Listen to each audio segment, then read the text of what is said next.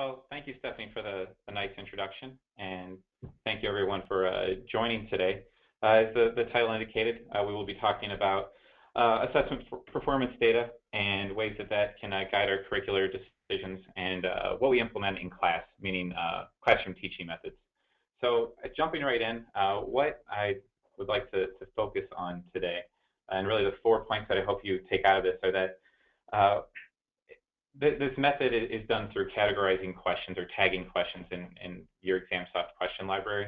So I'd like to know how to actually do that, and then how to utilize those categories to acquire the appropriate data that we would then implement in our decision making, which goes along with our next point of applying that information to improve our teaching methods. And finally, to identify the benefits that utilizing this data will actually have on our student performance. When I do speak about assessment data, for the most part, it is summative assessment that we've used here and that we're planning to use going forward. However, there is some formative assessment that we've used here and there that helps guide these decisions as well. So a little background on what we do here and who we are. As Stephanie mentioned, I work at Podiatry School at Kent State University, which is located in the Cleveland area. So I have to throw Go Cavs in there. Otherwise, my family would be mad at me. And in our school, we are preparing to implement a new curriculum. So we're in the beginning stages right now. We've gone through the fun process of creating competencies and really creating the framework of what we're doing as a school. And as we look forward to the next couple of years of planning and eventually implementation, we really want to have as much data as possible to make these decisions. So, and with this process with ExamSoft and with the assessment data allows us to have quantitative data. So for the most part, as we've been going through the beginning stages of these meetings, we have relied a little too heavily on qualitative data, where we have student feedback on the courses. We have faculty feedback on what they teach and how they perceive classes. Each class is going or how their course as a whole is going. We have faculty reflection. Again, all just qualitative data. So again, this element of quantitative assessment data allows us to make database decisions, mathematical decisions, to where we go and how we can help students best in the present and when looking at the curriculum change specifically in the future. So we can actually look at our data on student performance over the last 5 years of ExamSoft. I say 5 years because that's how long we've used it. That time frame only pertains to us specifically. But many of these things and this assessment data that we're pulling now, we haven't set up until now, but we can retroactively go back, and I'll touch on this a little bit later on how that process works. Finally, the main point of what I'll speak about today is that this actually lends insight into which teaching methods are most successful, which topics are most difficult for students, and not just overall courses. For example, in medical school, anatomy typically tends to be a difficult subject, but what within anatomy were the most difficult sections of the overall course that help us identify, again, to improve student outcomes. And just going forward, which question types are most difficult. And I don't mean as far as Bloom's taxonomy. What obviously the goal is for the higher order thinking to be more difficult, but more as using the medical term or the medical example, clinical vignette questions typically tend to be more difficult over the basic science, more knowledge types of questions. And with that, we can really learn what are the best ways to teach these specific content areas to students. So what's the best teaching method we can pair? And then as we look to new curriculum, what's the best way to integrate content with other specific areas of content that's going to lead to the highest student success, not only in our courses currently, but then what's going to help them retain and utilize that information moving forward, of course, first step on the dreaded board exams, but then going forward into future courses and eventually their career. So just going over just a little housekeeping of when I say categories, or you hear me say tag quite a bit. What are these if you're not familiar with them? Each question in ExamSoft can be tagged into categories. And categories really, and I'll have a screenshot to show you in a moment here of what our categories look like. It's basically just a folder structure of ways to identify specific things about questions. For example, I have here subject matter, difficulty level, author, type of teaching method implemented, etc. So that when you go back after the exam, you can look at how did students do specifically on, you say you have a 60-question exam, and 10 of them are on one specific content area. How do they do in that specific content area? I'll touch on an example later here with some of our results, comparing teaching methods, a flipped classroom, active learning based teaching method with lecture-based teaching. So, and what those results yield, and again, how can that help us, most importantly, plan for the future? The great thing about this is that with these categories, which I really think is a folder structure, the user creates the categories. So anything that you want the category to say, it can. It's not limited to any of the examples I use there. And you'll see when we show a little piece of our categories, we went beyond what I spoke about here in the slide. And also, items can be placed into an unlimited number of categories. So you can, again, look at, based on content, teaching method, really different areas of the question to see where students are successful. And the neat thing, which I'll touch on momentarily again, is you can convey this information to the students very specifically so they understand where they excel, where they may be deficient, and hopefully can then work on a plan for improvement with them.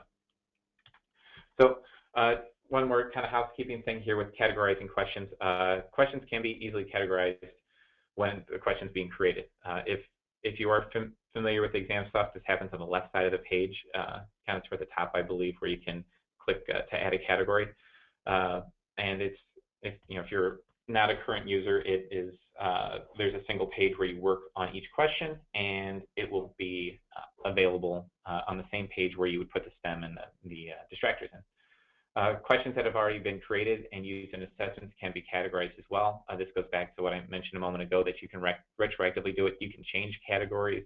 So you can move a question from one category to another if you previously made a mistake or realize the need to recategorize. So nothing's really set in stone. You can move them about, run the statistics however you see fit for each exam, and again, learn the necessary information to make improvements. Categories are made before you put the questions into the category, meaning you'll have your category folder set up and then move the questions into each pre-made folder. And as I mentioned already a few times, that the tagging categories, it really works as a folder structure if that's what you want it to be. You can use your current question structure as is in the program. It's really helpful for us in creating new exams. So for example, if you have a 40-question exam, you may only want, you don't want to go overboard on the knowledge-based questions because you want it to be a fair exam and challenge the students. So then you can look and add 10 to 15 or whatever you see fit application questions, and then some synthesis or creation questions. So it really helps we found it helps in the exam creation process to really make a well-balanced exam that is fair but also challenging for students. Moving on, here's the image I alluded to here. Sorry if it's a little small. I tried to crop it to the best of my ability.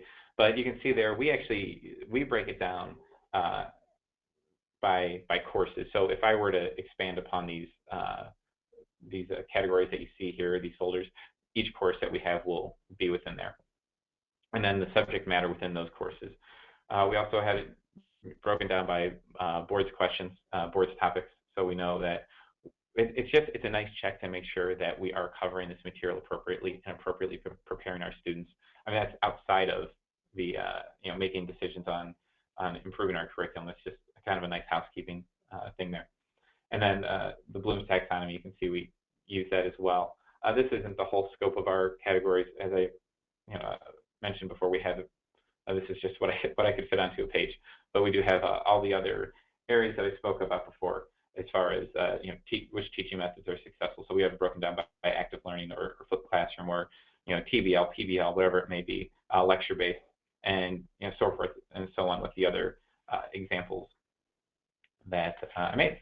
So really, I'll jump right into the most important part and the body of how we use it, and what the most important part of my message is today. And it's the why. Why categorize, and what are the benefits? What's the what are we getting out of this that is warranting doing this work?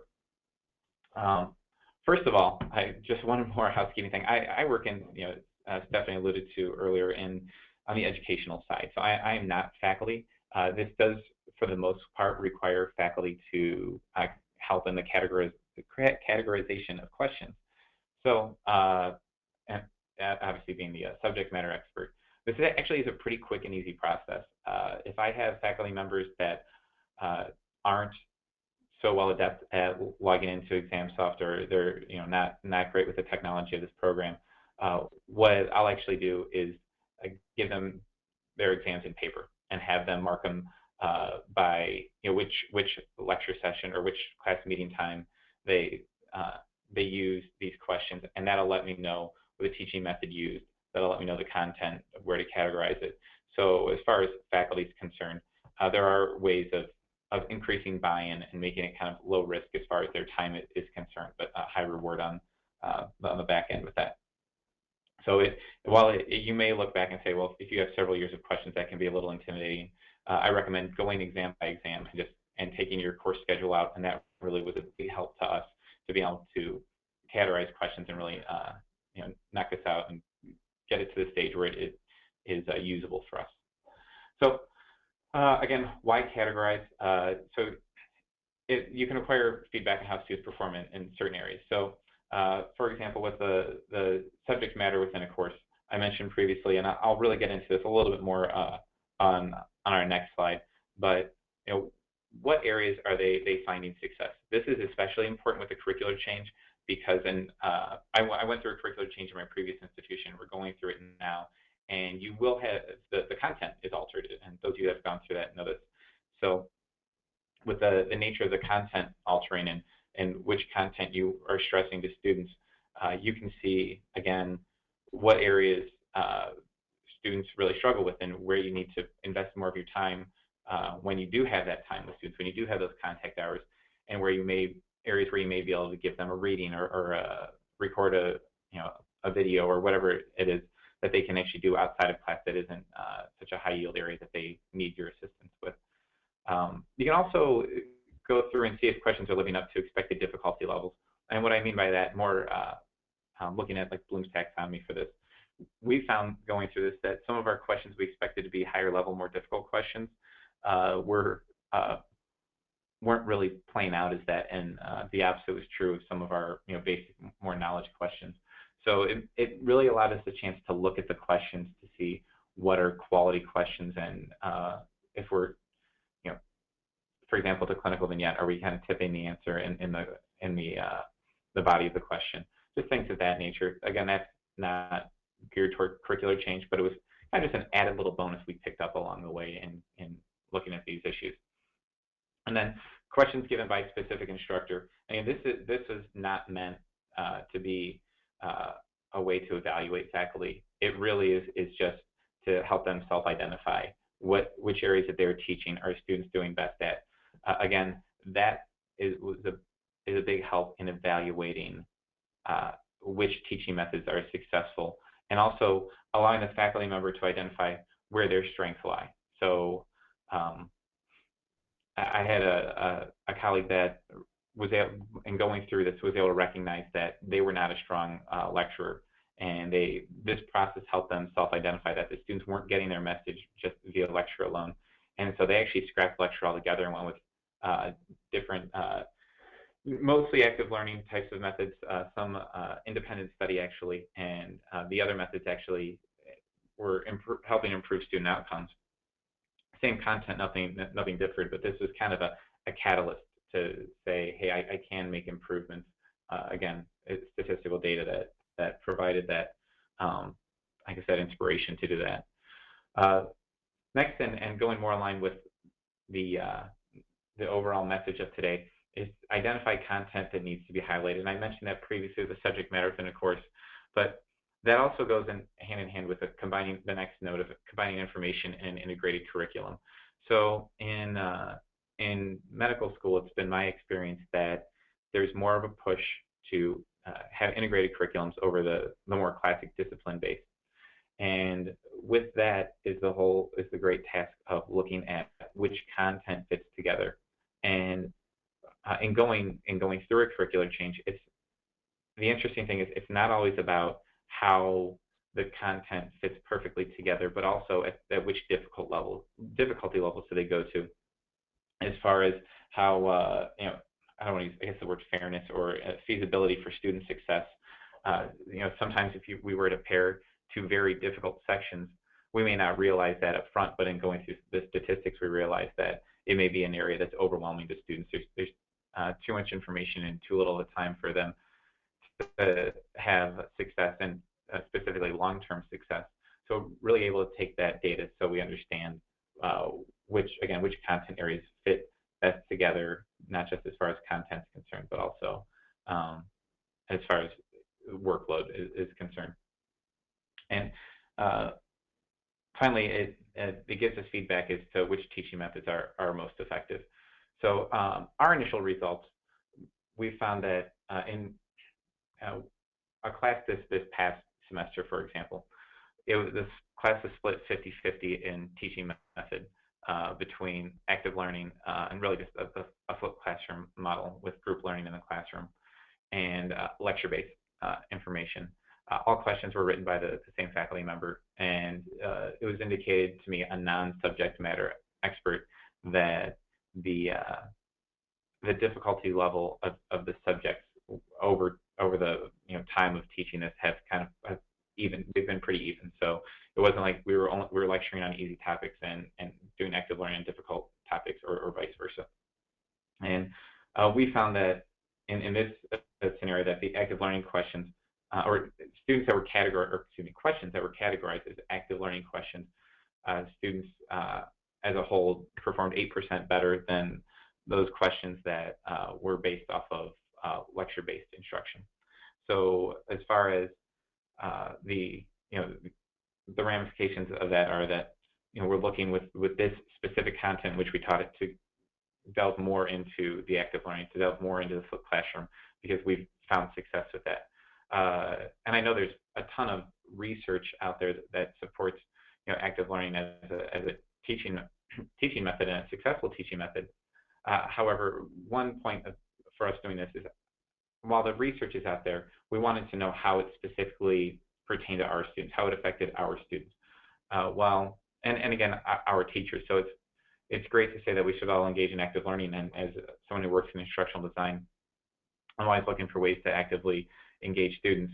It does need to be done with the right content. It needs to be done in the right balance with the rest of the curriculum, so that students aren't overwhelmed with watching videos before class or doing excessive readings before class. So it does have to have a right time management balance. And again, it does need to be paired with the right content, and as I mentioned previously, with the right faculty member who has the right personality, demeanor to be able to guide that type of class. While we do engage in faculty development to help improve those skills, it is something, as you know, those of you that have engaged in active learning, that is difficult to happen overnight and does take, at times, semesters, even years of trial and error, really to fine-tune it. At the same time, we've had results from another course that show that students actually did better on the lecture-based material than the active learning. So, and they were very similar active learning sessions that we put together. So again, that allows us to look at that subject matter, that content, and how it's being taught, and if it's paired correctly with the teaching method, and then also if that's a strength of that faculty member. So again, these are all feedback that we can take and look at now in our current curriculum, and have it when we go to the new curriculum, as I mentioned before, having the appropriate content paired together with the appropriate teaching method to maximize our success, really what we're trying to do is just do the legwork now to set up for future success moving forward. And the last little bit of the rationale and benefits that come to mind with this are that we can categorize questions and by our objectives or by the competencies of either of our school or the competencies provided by our accrediting body to ensure that we're covering the appropriate material. That's especially helpful in the medical school realm where we are preparing students for board exams as well to make sure we cover that content. And especially as we move to a new curriculum, when you have the curricular change and content's changing so much, it's much easier. In the past, it's been much easier for us to cover all the appropriate board topics because it's discipline based. So using the medical background, or pharmacology is a course that's a discipline based course. So the board exams on pharmacology are obviously covered. Same with pathology and histology and so forth and so on. With the changing nature of the curriculum, this is a great way to ensure that you are preparing students appropriately for the board questions that they're going to encounter. And again, that works twofold because it's helping prepare them when they get into the clinic or their future career. It also makes reporting on assessment content and how we assess our students much easier. I used a big buzzword for us, at least a moment ago, in saying accrediting body. This is great for accreditation. So when you have to report how you're assessing your students, if your course objectives are in line with your assessments, and if you are assessing appropriately of those objectives, this is something that makes that process a whole lot easier. So when you are worried about a curricular change, when you are worried about how you're implementing these things in class, this is one more thing that you can kind of put behind you and know that the system almost takes care of it for you, and you can pull that data at the end. So I mean, there's so much going on during a curricular change that it's nice when you can remove some stress and something, an area to focus on. And finally, it allows us to give students specific feedback on their performance. So as I mentioned previously, you can give students an exact report, a very similar report that we see on our end that'll tell them that they struggled on clinical vignettes. So the way that they apply their knowledge in a clinical setting is not up to par, or they may struggle with a specific content area within an overall course. So how that helps provide them, and then in the same turn us, the appropriate information on how to improve their skills. For us, this is a big help in guiding remediation. So if you do have a student after a semester that needs to go through some sort of remediation, we can identify where they struggle. One example that we've looked at in the past and is a student can be just below the passing mark, and they can be very really successful in a certain area. Say they have on a certain content area they scored 85% correct on those types of questions. They go through remediation and they didn't improve upon the parts where they were deficient. However, let's say they got that 85 up to a 93, and that kind of bumped them up enough to pass the remediation and move on. Well, while they have strength of their knowledge in one area, it's an area that they already were pretty efficient at. So this is a way of saying where do the students have issues? Let's identify that. Let's improve that, not just for the sake of helping them pass the course, but for helping them be prepared for the next course, be prepared for the next endeavor, whether it is another didactic year, in our case, potentially a clinical year, or again, maybe even moving on to their career, obviously, as they're going to represent our schools going forward. And again, one other area like this is these feedback areas do help faculty members self-assess.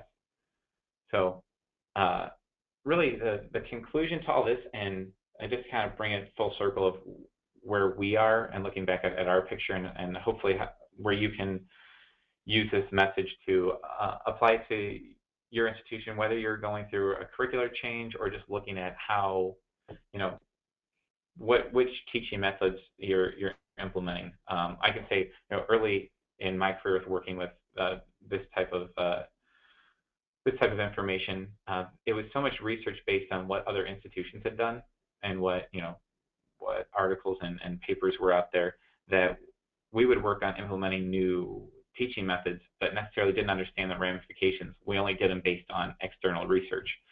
We didn't really specifically look at how they apply to our faculty members. And then we all know this from getting student feedback. Anytime you try something new, you'll get students that push back, especially if you're going from a lecture-based type of course to a course where you're getting students actively involved and asking them to do more work in the classroom.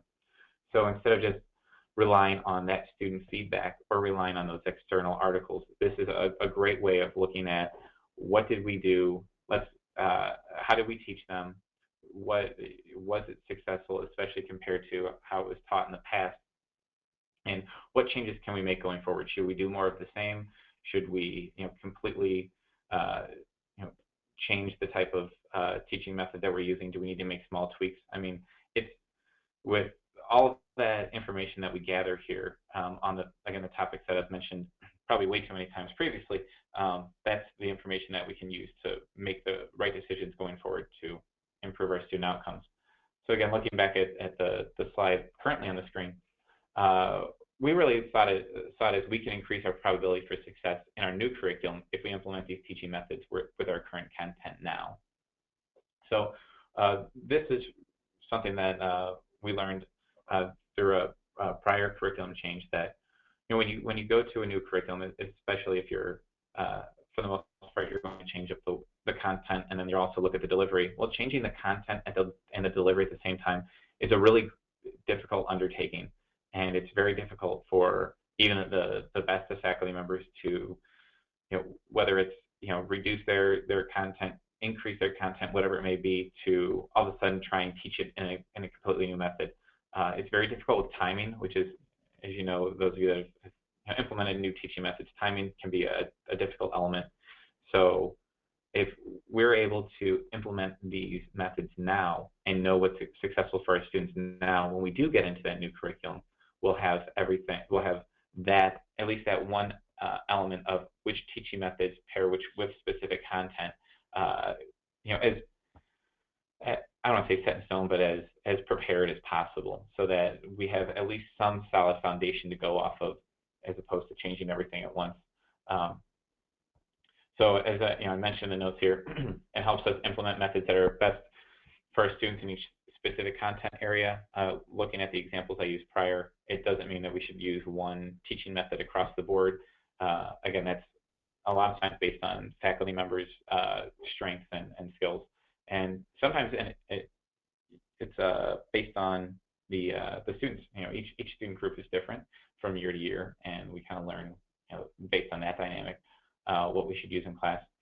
And as I mentioned, faculty members will be better prepared to use these in the new curriculum. And as I just harped on a moment ago, changing those methods at the same time, it really is difficult, and we saw that firsthand. And unfortunately, at the end of the day, when you have a difficult transition like that, it ends up being the students that suffer the most out of this. And actually, the goal of the curriculum change is to do the opposite, and to improve student outcomes and make them better prepared. So if we can prepare ourselves appropriately with how we're going to teach it, when we do get into the integration with other content, or the elimination or addition of content, will be best prepared to do that in a method that is best suited for student success. So that is my message today. I apologize for being a fast talker. I try to slow myself down at times, but I do really appreciate everyone's attendance. I hope that this message is helpful and something that you can utilize going forward. And if you do have any questions or comments, I'd love to hear them now, and feel free anytime there's my email address. Feel free to contact me at any time. Again, thank you. Great, thank you so much, Dan. Really appreciate that. As Dan mentioned, we're going to go ahead and open up the forum to questions and answers at this point. If you do have a question to ask, now would be the time to type it in the questions area of the control panel, which should be on the right-hand side of your screen. We're going to dive into those to begin with, but I have had a couple of people ask while the presentation was happening if this session is being recorded, and yes, it is being recorded. We will have a link to the recording in the next 48 hours, and we'll email that out to everyone who is registered, so look for that in your inboxes. Let's go ahead and dive in, and then again, Dan's email address is on the screen. If you'd like to ask or speak to him directly, that would be the best way to do it. Let's go ahead and dive in. Dan, the first question is, when dealing with the curriculum change, how much data or for how long were you collecting exam data to be sure it was viable for a curriculum change? In this specific case, we're looking back at the last 5 years worth of data. So for the most part, and I came on board here 9 or 10 months ago maybe. For the most part, much of our curriculum is lecture-based, and it's outside of the lab elements that come with education, or excuse me, with medical education. But the big catalyst for us was having ExamSoft for the last 5 years. I mean, that's where we set it up.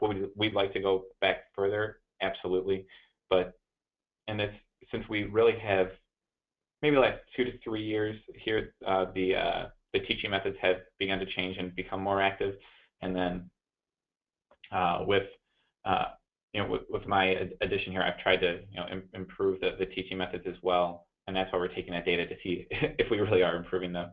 So I guess the short answer really is about 5 years that we've done here. Great, thank you. The next question we have is, how much back-end work is required to put a process like this into place? Do I need a dedicated position available for it? That's a really, really great question, and I'll just briefly touch on the process. If you have support staff already in place, I don't know if it's required to have a new specific position for it. I can say that I've done most of the legwork on this myself in conjunction with the faculty. As I mentioned before, printing questions out and adding the categories in. Really, it's a matter of going through and creating the categories, which to create a category is a 5-second little ordeal. So the categories that you saw on the screen there, that's about half of our categories, and maybe took, I don't know, an hour or two to put together. So to get the framework in place really wasn't a much of an undertaking. To be quite frank, in both institutions that I've been at, the most difficult part is faculty buy-in. If you can get the faculty buy-in on that and get them to participate to the highest degree, they don't have to have the technical know-how of ExamSoft, but getting them to be able to go through and categorize the questions.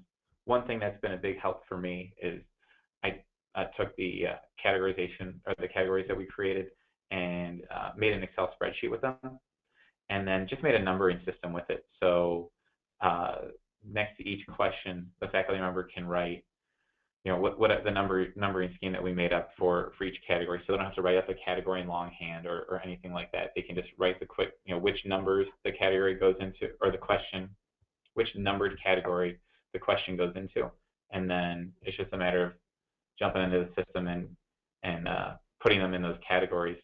I would say taking an 100-question exam and putting all of those questions into categories after the faculty have done it, whether it's a faculty member doing it themselves or staff member, shouldn't take more than 10, 20 minutes tops, and that's for a new user. And it's not a very difficult process to pick up. Thank you again. That was a really good question. Great, thanks. Next question is, I was wondering how you got faculty to put in their blooms. I'm currently doing that with another faculty using ExamSoft, but it takes so much time, and most faculty are not trained to categorize questions into the appropriate blooms. Again, great question, and I guess if I were asked that off the record, I would probably just say to annoy them as much as possible and sit down with them. So as the individual that works with the educational side of this, I found that exactly that, where faculty members do struggle with the appropriate categorization for blooms.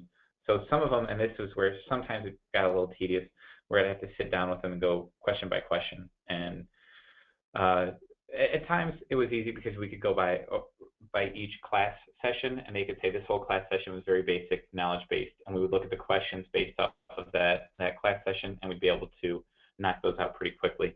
But other times you'd have to look at and see, what I'd have to ask, what are you asking the students to do? Another area that helps with this is which objectives do these questions speak to or assess? And then that was helpful in seeing that if the objective was written appropriately and it was saying to analyze or create, well, that would kind of help dictate where we went with the Bloom's categorization. So I guess in conclusion, just as much as I could, kind of dropping in on them and getting in their business a little bit, and going through and looking at the objectives was a great help as well. But I wouldn't go into any of those meetings without their learning objectives and without their course schedule, so we could see where the questions came from. Those usually were a great conversation starter and really helped them to understand what we were talking about a little better. Thanks, Dan. The next question is, did you create a set list of categories, or did you create categories as the questions are created? A little bit of both. For the most part, we create our question, or the categories are created ahead of time with my input, with faculty input, with other staff input, and that way, and our faculty know that the categories are can be changed at any moment. It's always a fluid list. So it worked best for us, and I've done this again at 2 institutions now and kind of learned the hard way at times. It worked best for us with creating as many categories as possible. That's why you'll see on ours we use the board categories, because that's something that's kind of ready-made. So I recommend doing something of that nature, and then looking at, again, the syllabi and the course topics for each syllabi, and breaking them down by that. Again, with the syllabi are such a great help, because you can see even from someone that's non-faculty how they're teaching it and what the subject matter is, and that just really helped. It helped prepare me for how to start the conversation with them. And then as we went through it, we had noticed an area where categories needed to be added. Trust me, they're very quick to tell me when I missed something, and we just throw it in right there on the fly and change it as necessary. Thanks again. That was a good one too. Great. Next question is, and this is somewhat of a follow-up, other than competencies and objectives, what categories would you recommend to generate the most meaningful report? The most meaningful reports for us specifically that we found in as far as how to improve improve our teaching methods, and with the obviously ultimate goal of improving student outcomes, is the teaching method used to teach that content. That taught us and is teaching us quite a bit. So as I mentioned a little bit ago, we can have our preconceived notions, and rightfully so, based off of the research that we read and the data that's out there, what to expect. But I was surprised at times to see that it didn't always play out like that. So again, that's the one that was most helpful for us. And again, probably this kind of is, I guess, field dependent, but in the medical field, the types of questions were really helpful. Is it more of a basic science kind of knowledge question that they just need, things they just need to know, and then is it something that they're applying clinically? So we were able to learn that we have some students that score really, really high on those basic science questions within an exam. So the implication there is that the student is performing really well, and while they may have only gotten 6 or 7 incorrect on an exam, they happen to be all of the application clinical questions. And I guess that can be looking back at the Bloom's idea. That can be applied to any type of coursework. And that was a really big help. And I mentioned a ton of times here, sorry for the rant on this one, but I mentioned a ton of times throughout this that it helps guide implementation for the future. But one thing that you can learn short term that's a big help is that if you see short term that students are struggling in a specific area, like most institutions we have lecture capture. So our faculty members can make a 5-10 minute little addendum video where they can kind of clear things up for students or speak a little bit more in depth on a difficult topic. So we're not just looking at the future with this, but we can provide some aid to the students that are currently going through that semester. And that's a big help as well.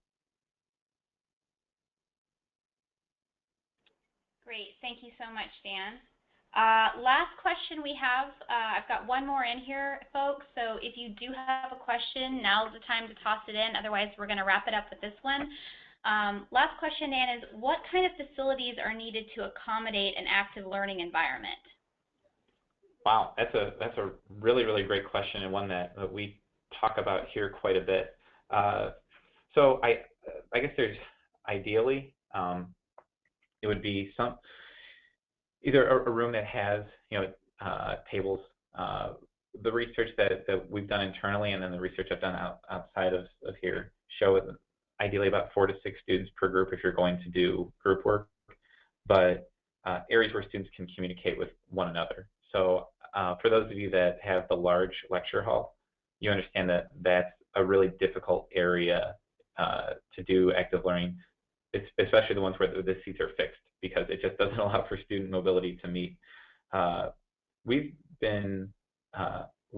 gone all throughout our school here. We don't have the most ideal currently, and we're looking to improve, but currently we don't have the most ideal venues for that. So we will we'll have the students break out for a specific amount of time. They can go to, we have a small cafeteria on campus they can use. We have student study breakout rooms that they can use. And those are most ideal areas where students can put their materials, in a circular table, I guess, and just really talk about that information. And it's much easier to communicate than the lecture hall. I will say that we have had success in the large lecture hall with this as well. It might not be at times the most physically comfortable, and I know that can be difficult for the students, but if you use if you utilize the appropriate teaching methods, it's possible. And for the large lecture hall, we tend to go more for like a think, pair, share, where they're working in either individually or in just pairs. So there's not so much movement that doesn't make it such a liability of working in the lecture hall.